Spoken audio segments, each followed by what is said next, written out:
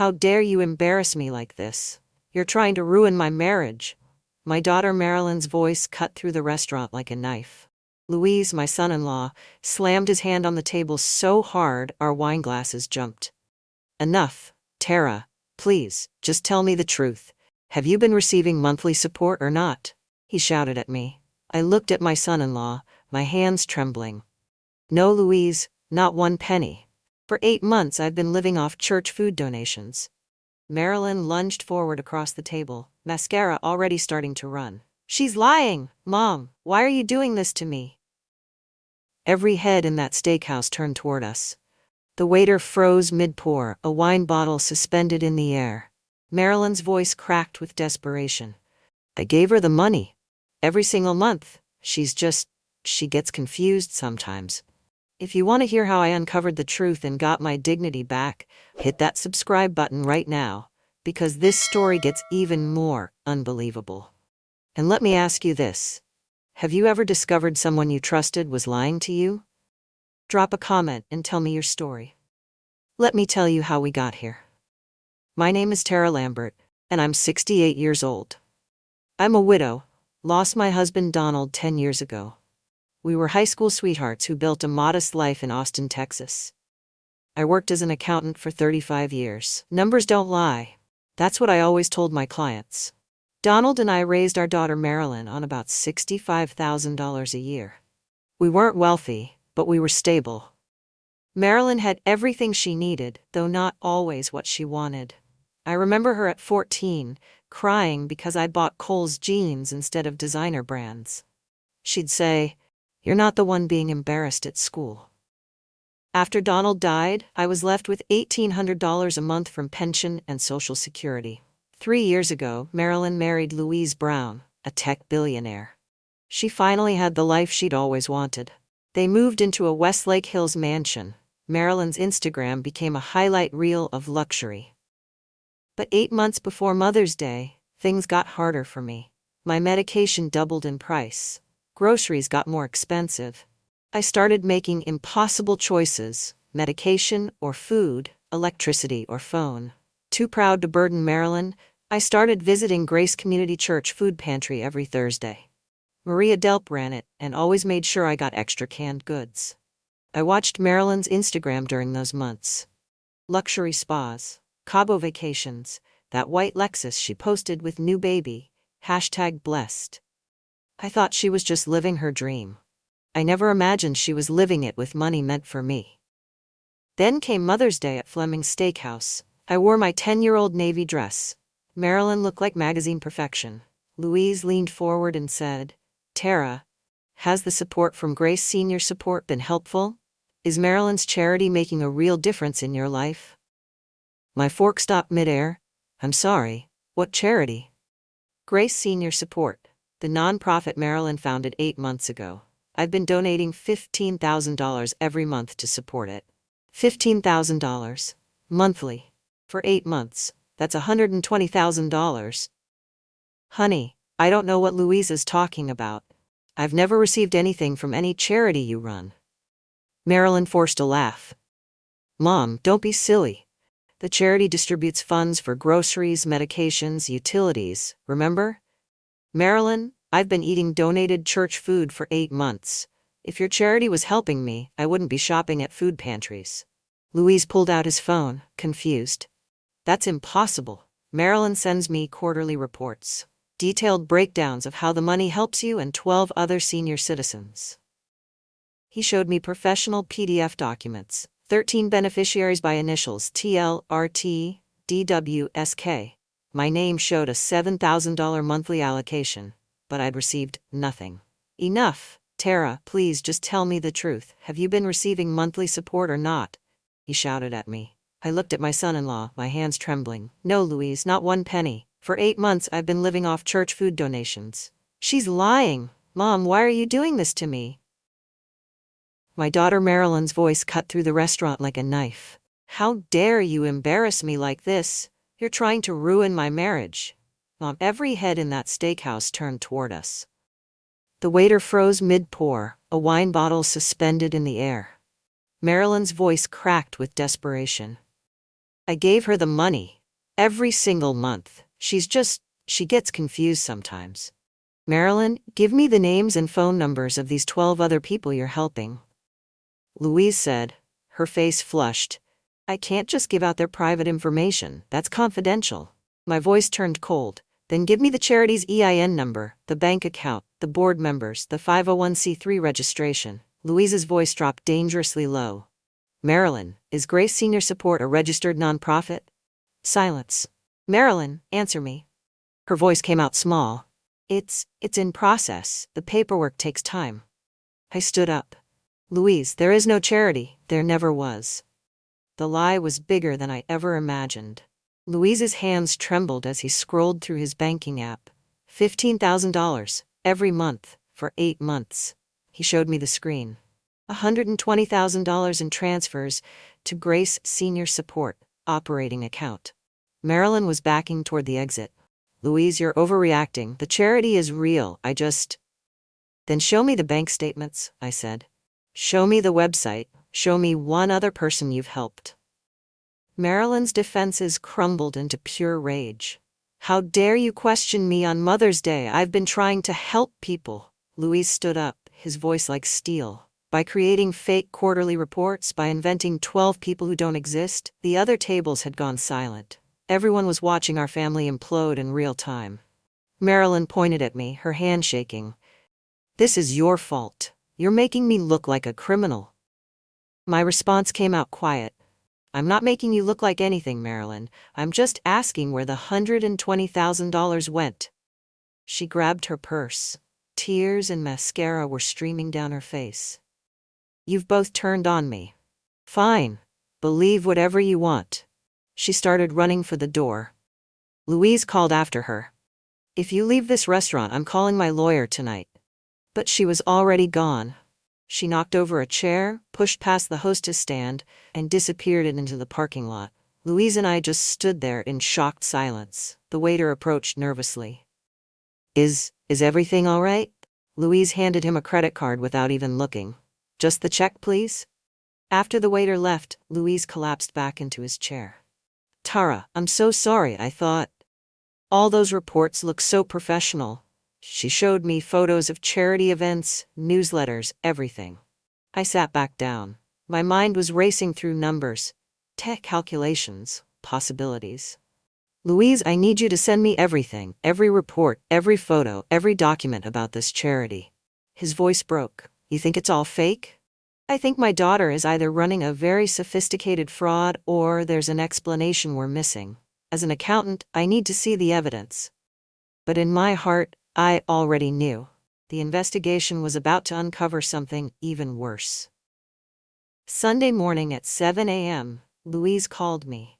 Tara, I didn't sleep. My accountant Alyssa needs to see this. Can you come to my office? By 9 a.m., we were sitting in Louise's conference room. Alyssa Vang spread documents across the table like evidence at a crime scene. First, we filed a police report, Alyssa said. This is potential wire fraud on a massive scale.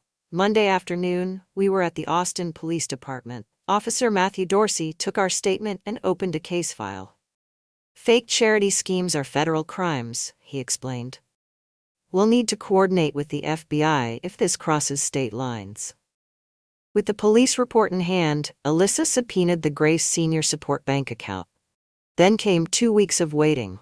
During that time, Louise forwarded me everything Marilyn had sent him. Quarterly reports in professional PDF format. Photos of so-called charity distribution events. I found them online in 10 minutes. They were stock photos. Testimonials from grateful recipients with fake names and no way to verify them. A website, graceseniorsupport.org, that looked completely legitimate.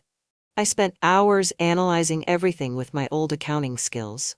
I found that the website was registered 8 months ago to an anonymous hosting service. The board of directors listed were all fake names. I used reverse image search and found their profile photos on random LinkedIn accounts.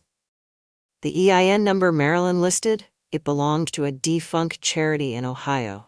Finally, the bank records arrived. Alyssa opened the folder, and we saw the truth laid bare. The account was opened on February 14th.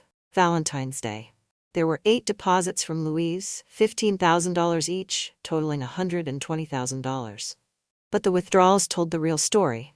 $45,000 in a cashier's check to Lexus of Austin, the white car she'd posted on Instagram. $12,800 to Serenity Day Spa over multiple visits. $8,600 at Nordstrom. $7,200 to Auberge du Soleil Resort in Napa. $6,100 at Tiffany & Co. The list went on and on. Designer shopping, luxury travel, expensive dinners. Every single charity donation Louise had made went straight to Marilyn's lifestyle. But there was more. Alyssa found a second account. Tara Lambert personal account, Coastal Credit Union. Marilyn had been running 2 schemes, the fake charity that stole $120,000 from Louise, and a fake personal account in my name that we'd later learn held another $56,000. Total theft, $176,000. I felt sick. Louise said quietly, "She told me Grace was your church. She said naming the charity after it would honor your faith community. She'd weaponized my poverty, my church, even my name." Alyssa pulled up Marilyn's Instagram again and cross-referenced the dates. March 10th post. Charity work is so rewarding. #Grace Senior Support. #giving back. That was the same day she withdrew $8,000 for shopping.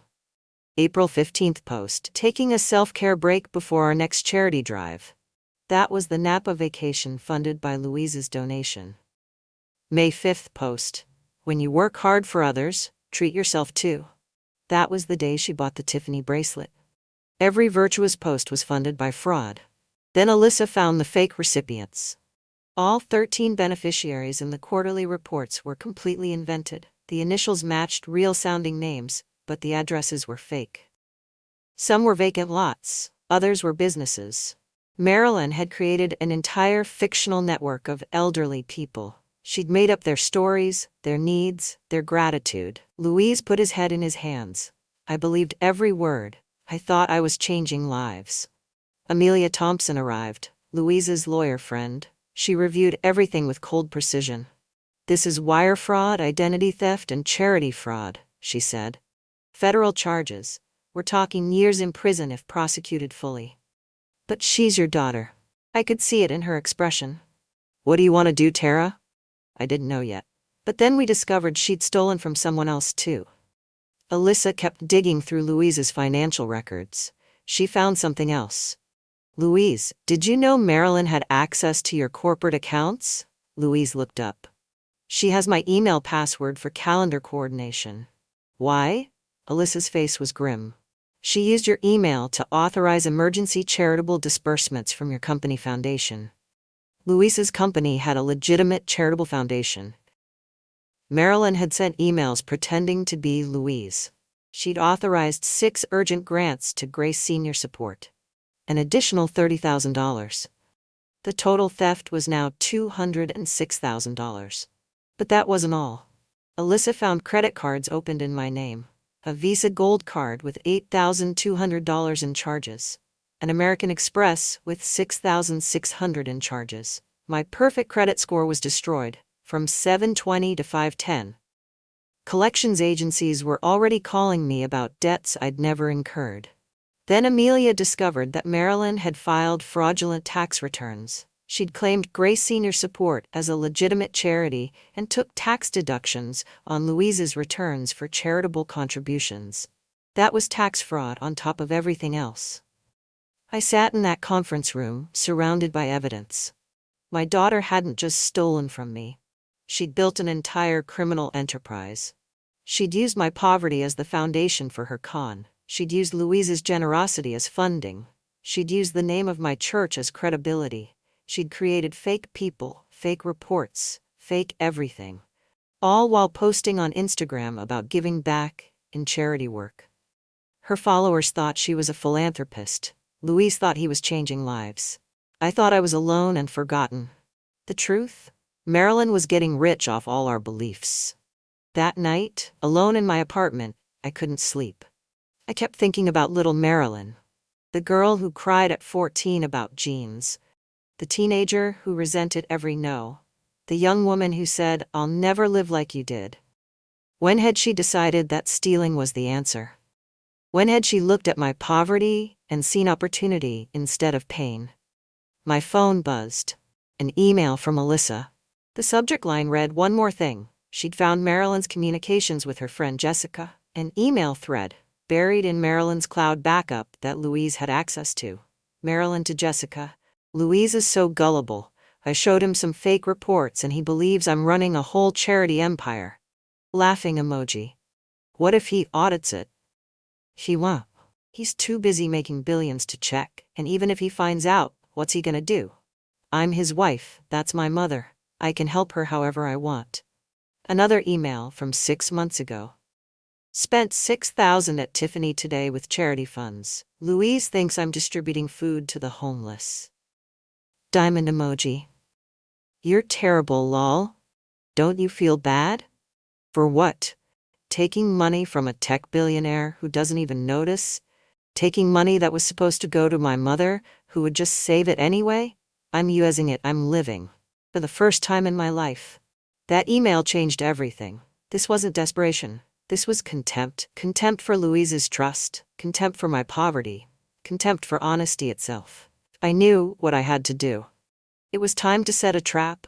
If this story has you hooked, make sure you're subscribed so you don't miss what happens next. Because the confrontation I planned was something she never saw coming. Have you ever had to confront someone you love about their lies? How did you handle it? Let me know in the comments. I spent the next 2 weeks building an ironclad case. Alyssa documented every single transaction. Amelia prepared legal filings. Officer Dorsey coordinated with the FBI White-Collar Crime Division. And me, I organized everything in detailed spreadsheets, old habits. Then I made the call. I kept my voice warm, forgiving. "Marilyn, honey, that dinner was awful. I've been thinking, can we try again? Just you, me, and Louise. At my apartment. I want to understand your side." There was a long silence on the phone. Then she asked, "You're not going to attack me again?" "No, sweetheart. I just want to talk. Please. I miss you." Her relief was audible. "Okay, Mom, when?" "Friday night. I'll make your favorite, chicken pot pie." She thought she'd won. She thought soft, forgiving Tara was back. Friday evening, I cooked all day. Chicken pot pie with a buttery crust. Apple cobbler for dessert. Donald's recipe. The apartment smelled like family, like forgiveness. At 6:30, Marilyn arrived. She was dressed down, designer jeans, cashmere sweater, trying to look humble. She hugged me tight. "Mom, I'm so glad we're doing this. That restaurant scene was just a misunderstanding." Louise arrived separately, just as we'd planned. We sat down, we ate, and I let Marilyn talk. She told stories about Johnny's school play. She complained about her yoga instructor.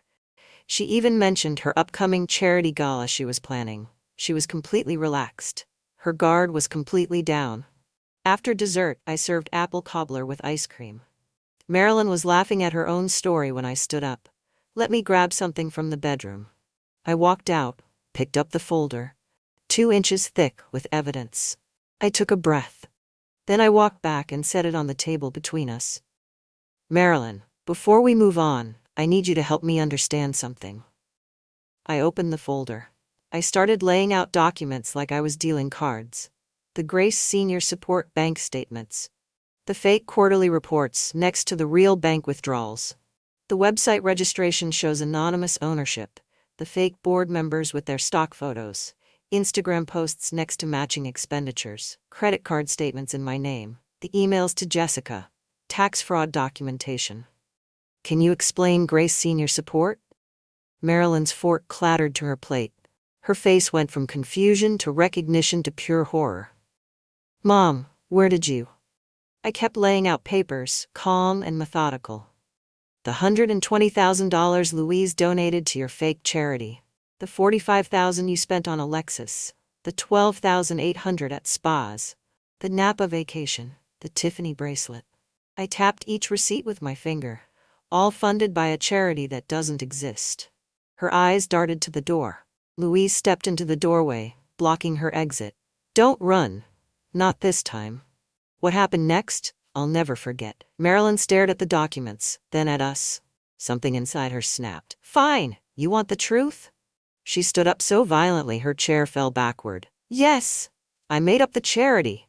I took the money. Are you happy now? Her face twisted with years of buried resentment. You want to know why? I tried to stay calm. Yes, Marilyn, I want to understand. Because I deserved it. My entire childhood was poverty. Louise stepped forward. Marilyn, your parents provided. She whirled on him.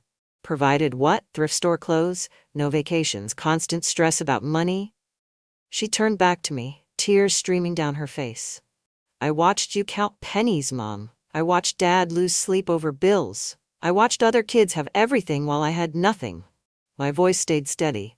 We did our best with what we had. Your best? Your best was embarrassment. Do you know what it's like being a poor kid? Having nothing? She was pacing now, manic energy radiating off her. Then I finally escape. I will marry someone successful. I finally got to live. She pointed at Louise. And what does he do? I want to give away thousands to charity to help random old people. Louise's voice turned cold. That money was to help your mother and others in need. Marilyn laughed bitterly. Help my mother do what? Save it in her pathetic bank account? Let it sit there doing nothing? She pointed at me. You would have hoarded every penny, just like you always did. At least I used it. I lived. I finally got the life I deserved. I stood up. So you created fake people? Made up stories about helping them? Lied to your husband for 8 months? Marilyn's voice rose to a scream.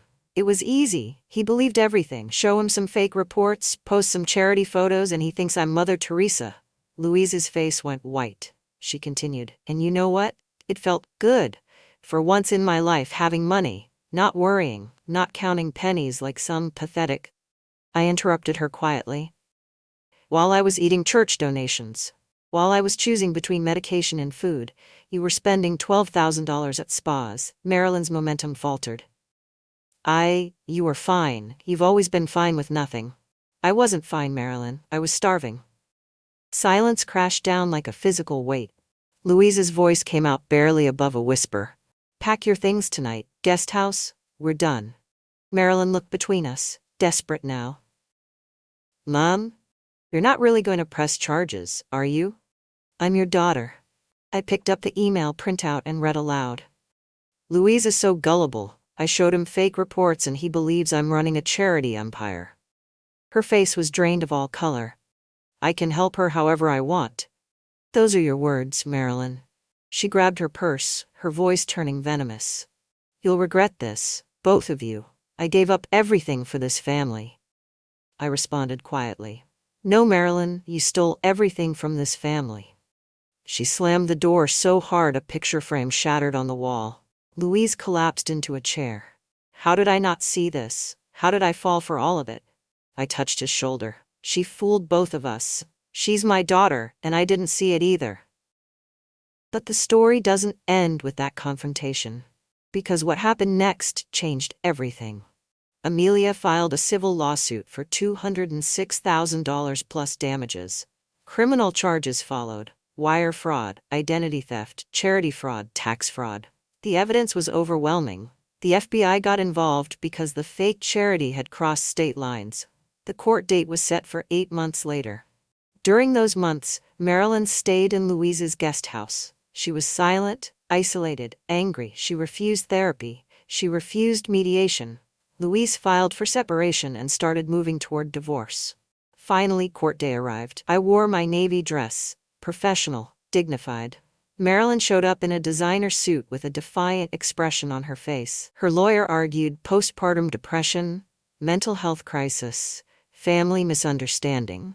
He claimed Marilyn had intended to eventually help people with the charity. But Amelia was devastating. She presented the fake quarterly reports, the Instagram posts placed right next to the bank withdrawals. The emails to Jessica showed clear premeditation. My testimony about eating church donations while Marilyn spent stolen funds. Louise's testimony about the elaborate deception. An FBI agent testified about the sophistication of the fraud. The judge reviewed everything carefully. His ruling was severe. This court has rarely seen such calculated, sustained deception, targeting both family members and government institutions through fraudulent charity claims. Full restitution: $206,000. Additional damages, $35,000. Legal fees, $18,000. Total judgment, $259,000. Plus probation and community service. Marilyn's face went ashen. 2 weeks later, the consequences arrived. Her bank accounts were frozen. The Lexus was repossessed. She screamed at the tow truck driver. Louise cut off all her financial access. She was trapped in the guest house, penniless. For 2 weeks, there was a cold war. Then on a Tuesday morning at 6 a.m., Louise called me. His voice was panicked. "Tara, she's gone." I drove to his house immediately. The guest house was empty. The closet was cleared out. There was a note on the kitchen counter. "You all destroyed me. I'm starting over where people appreciate me. Tell the kids I'm sorry." But the worst part, she'd left Johnny, who was 7, and Teddy, who was 5. Her own children, abandoned without a goodbye. Johnny was crying. "Where's Mommy?" Teddy just clutched his stuffed bear, silent tears rolling down his cheeks. 3 days later, Jessica posted something on Instagram. Marilyn was at a Miami beach with a man named Johnson Shaw. The caption read, "New beginnings for my girl," with sparkle and palm tree emojis. Marilyn had run off with a lifestyle coach she'd been seeing. She'd used the legal chaos to escape. Her marriage, her children, her mother, all her responsibilities, she'd abandoned everything. Louise was devastated, but he was determined to be strong for the kids. My daughter became a ghost. But 18 months later, something impossible happened. If you think this story is over, you're wrong. What Marilyn did next shocked everyone. Hit subscribe so you don't miss the ending. Could you ever forgive a family member who stole from you and abandoned their own children? Tell me in the comments what you would have done. 18 months after Marilyn disappeared, I'd moved closer to Louise's house and became the primary grandmother. We'd established new routines: school pickups, Sunday dinners, bedtime stories. I'd also started a small support group at Grace Community Church for elderly financial abuse victims. I'd helped 4 families navigate what I'd been through. It wasn't a foundation yet, just me and Maria Delp helping where we could. Then one Tuesday afternoon, a package arrived. There was no return address. It was postmarked from Atlanta.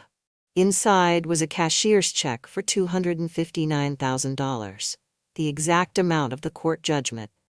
And a letter, handwritten, 12 pages long. "Mom, I don't expect forgiveness, I don't deserve it, but you deserve the truth." I sat at my kitchen table and read. Marilyn's confession poured out onto those pages. After running to Miami with Johnson, she'd hit bottom. He'd abandoned her within 3 months and took what little money she had left. She ended up homeless for 2 weeks. A woman at a shelter suggested therapy. Marilyn finally went. She started unpacking everything. The resentment about our modest childhood, the entitlement she'd built around Louise's wealth, the spiral into lying that became easier each time. She got a job. 3 jobs, actually. Waitress, retail clerk, bookkeeper at night. She lived in a tiny studio apartment with 2 roommates. She sold everything she'd bought with stolen money. For 18 months, she worked 70-hour weeks. Every penny saved. Finally, she'd repaid it all. "I know money doesn't fix what I did," she wrote. "It doesn't give you back the months you starved. It doesn't erase the lies. It doesn't undo the fake charity, the fake reports, the betrayal of Louise's trust. But that's all I can offer." She continued, "I'm in therapy 3 times a week. I'm working with Gamblers Anonymous. I had a shopping addiction I never admitted. I'm learning about narcissism, entitlement, the lies I told myself. I haven't contacted Louise or the kids because I don't deserve them yet. Maybe I never will. But I think about them every single day. I'm not asking to come home. I'm not asking for a relationship. I just needed you to know that I finally understood what I took from you. Not just money, dignity, trust, peace, your good name. You taught me that honesty matters more than money. It took losing everything to finally learn that lesson." The letter ended. "I'm working at a nonprofit now. A real one, helping homeless women. I think about the fake charity I created and feel sick. But maybe I can make real what I once faked. Maybe that's my penance." It was signed, "Your daughter trying to become someone you could be proud of again, Marilyn." I sat with that letter for an hour. crying, processing, feeling everything at once. I called Louise and read it to him. His voice was thick with emotion. "What are you gonna do?" "I don't know yet." That night, Johnny asked me, "Grandma, why are you crying?" I showed her the cashier's check. "Your mommy sent this. She's trying to fix what she broke." Johnny's eyes went wide. "Is mommy coming home?" "I don't know, sweetheart, but she's trying to become better." I took a week to decide. Finally, I wrote back. I sent the letter to the P.O. box she'd included. "Marilyn, I accept your payment. More importantly, I acknowledge your effort. What you did was unforgivable. But I'm choosing to forgive anyway, because I'm your mother. That doesn't mean trust is restored. That doesn't mean our relationship goes back to what it was, but it means I see you trying. Keep going, keep growing, keep working on yourself. When you're truly ready, call. We'll talk. No promises beyond that." But the door isn't completely closed. Love, Mom. But that wasn't the end of the story, because a year later, something remarkable happened. 1 year after receiving Marilyn's payment, I was standing on a stage at the Austin Convention Center. The Texas Woman of the Year award ceremony. With Marilyn's returned money, Louise and I had built something real. Grace Hand's Foundation, named after my church and the fake charity Marilyn had created. Making real what was once fake became our motto. Our mission was to protect elderly people from financial abuse, especially charity fraud. We offered free legal help, fraud detection, and financial literacy services. In our first year, we helped 73 families. We changed state legislation requiring better charity verification. We trained law enforcement on fake nonprofit schemes. As I accepted the award, I looked into the audience. Louise was there with Johnny, now 9, and Teddy, 7. Both kids held signs that read, "That's our grandma." But in the back row, I saw someone else. Marilyn. She was dressed simply, no designer clothes. Our eyes met across the auditorium. She was crying. After the ceremony, people swarmed me. A young woman approached. "Your foundation helped my grandmother. Someone created a fake veterans charity to steal from her. You taught her how to report it." An elderly man said, "My son was taking my pension checks. Your legal clinic helped me stop him." When the crowd cleared, Marilyn was standing there. We hadn't seen each other in 2.5 years. "Mom," her voice cracked. "Marilyn? Can I talk to you?" We walked to a quiet corner. She said, "I've been volunteering at a women's shelter in Atlanta for a year, working with the foundation remotely, when they'd let me, using a different name so I wouldn't taint the mission." "I know," Amelia told me. Marilyn looked surprised. "She knew?" "I asked her to check on you, to make sure you were really doing the work." Tears spilled over. "I don't deserve your forgiveness." "No," I agreed. "You don't, but I'm giving it anyway. Not because you've earned it. Because I'm choosing to." Can I see the kids?" I paused. "That's Louise's decision. And theirs. They're old enough to choose now. I understand. But Marilyn, if you want to be in their lives again, you have to do more than say sorry. You have to show them consistently who you're becoming." "I will. I promise." Later that night, we had family dinner at Louise's house. Johnny and Teddy burst through the door. "Grandma, we saw Mommy at your award." Louise looked at me, eyebrows raised. "She was there. We talked briefly." He nodded slowly. "How did it go?" "She's trying, really trying." Johnny asked, "Can we see Mommy?" Louise knelt down. "Would you want to?" Both kids nodded eagerly. "Okay, we'll arrange it, but slowly. And Mommy has to prove she's changed." Teddy asked, "Has she changed?" I answered honestly, "I think so. But time will tell." That night, putting Teddy to bed, he asked, "Grandma, why did you forgive Mommy?" I smoothed his hair. "Because holding anger hurts me more than her, and because people can change if they really try." Johnny called from the doorway. "Did the money make it better?" "No, sweetheart. Money doesn't heal betrayal, but watching someone do the hard work to become better, that helps." Months later, Marilyn moved back to Austin. Not to Louise's house. They were divorced now. She had a small apartment, a simple life, and 3 jobs. But she saw the kids every other weekend, supervised at first. She volunteered 20 hours weekly at Grace Hand's Foundation, using her experience to help others spot charity fraud. She gave talks called How I Ran a Fake Charity and What It Cost Me.